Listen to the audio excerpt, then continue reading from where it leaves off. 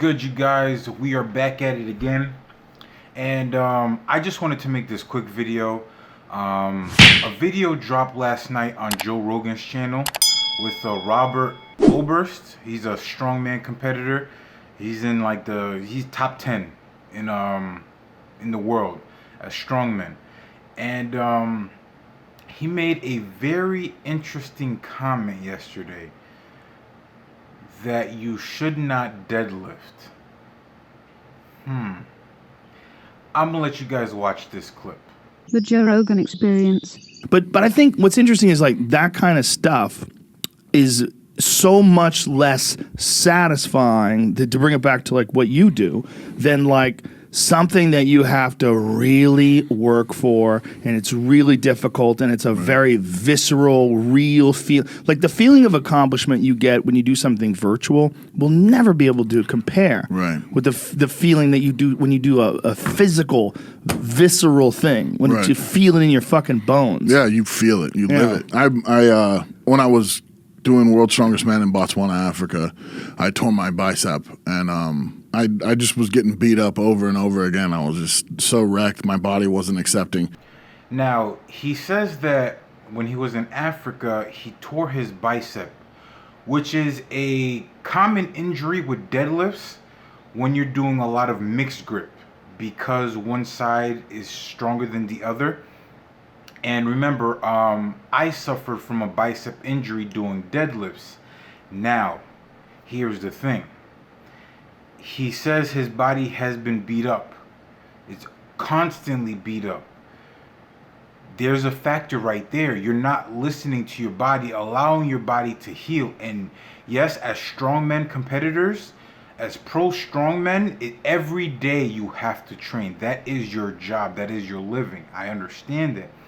Now, if you never allow your body to recoup, you're going to get injured. I trained with a hook grip for over a year, and even then my biceps still feel tight. It still gets wrecked whenever I do pull-ups or any type of pulling motion, because now I found the source of my injury. There's actually a strain in my brachioradialis, which is in my forearms, which is leading into my bicep pain all the time. So part of the reason why he's feeling beat up is because he's not resting. He's not allowing his body to recover. You have to listen to your body. Now let's continue with the rest of the interview. Because I went from football to strongman, and in football we'd never done deadlifts. It was all hang cleans and power cleans. Which, by the way, just quick little tip: deadlifts. If you're deadlifting to be a better deadlifter, fine. If you're not doing that for deadlift's sake, then don't fucking do it. The risk to reward ratio is a joke. For deadlifts? For deadlifts. Really? And a lot of people aren't going to like that I'm saying that. What? The risk to reward for deadlifts is horrible? How? Everybody says, well, a lot of people say squats is the king of lifts. I disagree. The king of lifts is actually the deadlift, pulling from the ground, because it requires so much more muscle, and it's literally from your cervical spine all the way down to your toes, requires every ounce of energy. Now, the common mistake of it being the risk and reward not being there is when you go to the gym and ego lift. If you're lifting for the hell of it and you want to do a heavy weight without proper form, you're going to mess up. You're going to screw yourself up completely, and that'll be your fault. Now, it's easy to say, hey, I wouldn't do deadlift. There's no benefits in it. There's a ton of benefits for deadlifting, solely deadlifting alone. That's why it is the main 3 lifts. And I don't know what college ball he played for. I didn't play for college ball. I played high school and I played minor league ball. And in both sports, in both eras, I was deadlifting, because now it's easier to transfer the motion and strength from deadlifts into football. Same thing with power cleans. It's an explosive motion.